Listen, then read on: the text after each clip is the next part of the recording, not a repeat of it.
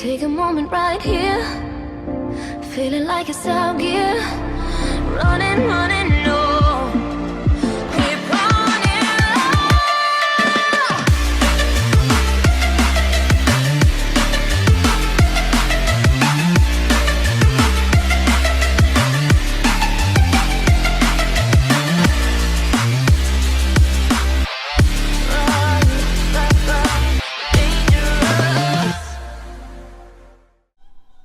What's up, YouTube?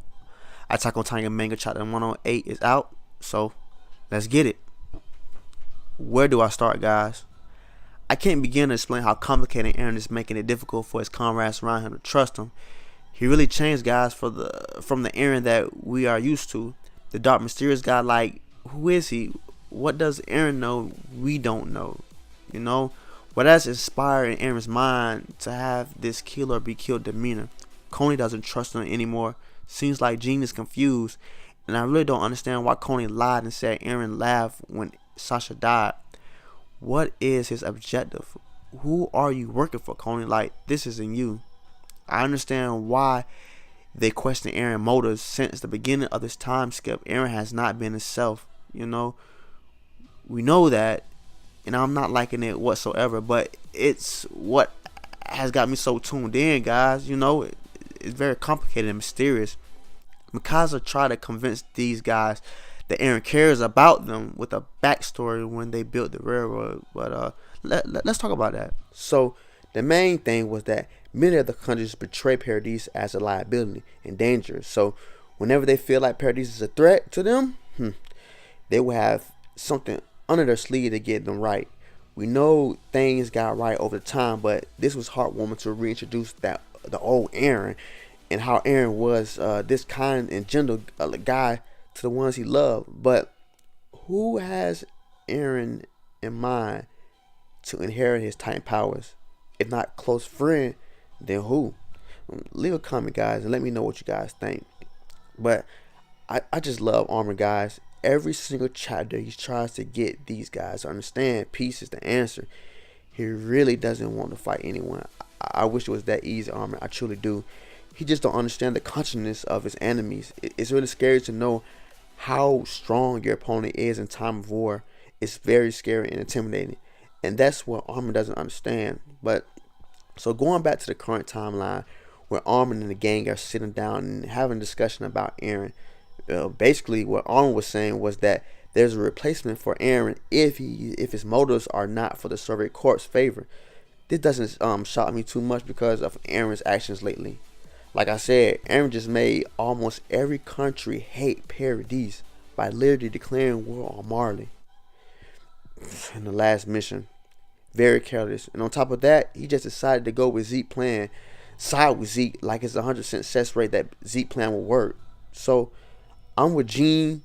What does Eren and Zeke know that we don't?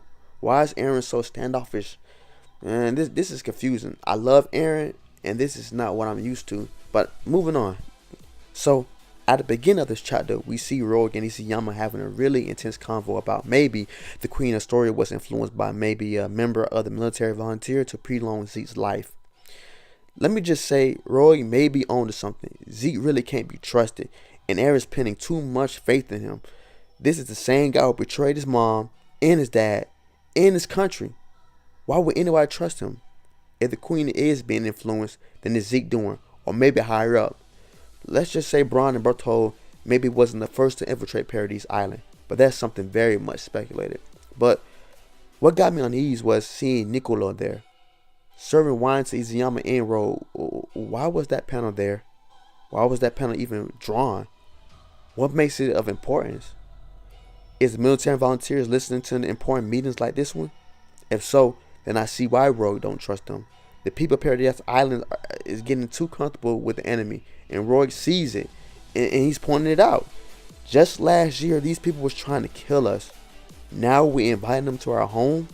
This could be a trap, because it really is too good to be true. They lucked up on a few rebellions on the enemy ship. What are the odds? Okay, so moving on to Gabby and Falco. I like that name, Falco. So Gabby is doing whatever she can to meet up with Zeke. She's obsessed to know why Zeke betrayed Marley, and Falco is the last person she wished to be stuck on foreign land with. She is somewhat a teacher's pet, but she listens to her superiors without question, and when she yelled out she's a good Eldian, it made me feel and think she is beyond brainwashed. This girl would do anything to ensure a victory for her country, for anyone she loved.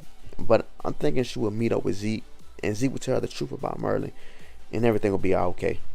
Lastly, but not least, we finally come back to Marley and see the devastation that Eren Company did, and it looks brutal. This is why the nations are coming together. Eren made Paradise look like a threatening country, a force to be reckoned with, a country that would strike with no hesitation. I tell you, Zeke was pretty sloppy with the cover-up, and Reiner think he knows Zeke well enough to know he will strike sooner than later. I think this is a cover-up to save Gabby and Falco on Reiner's part. To be honest, he knows the kids are the future of aliens, and he really cares about them. So he might be thinking there's no way that Gabby and Falco will last a month, let alone half a year on Paradise Island. So yeah, Chapter had a lot of content, pretty good chapter. I enjoyed it. The new art is looking good. The cover was amazing. 8 out of 10 for a chapter. I really love Attack on Titan. It's in its prime stages of war, and I love the action as well. So if you like anything I had to say, make sure to leave a like in a comment, subscribe, guys. I will be doing a lot of reviews on AOT. This series is getting intense, and what's up with Eren, man? This is crazy. Sheesh. Thanks for watching, and that's it for me, folks. See you next chapter. This is Monkey D. Schyver signing out.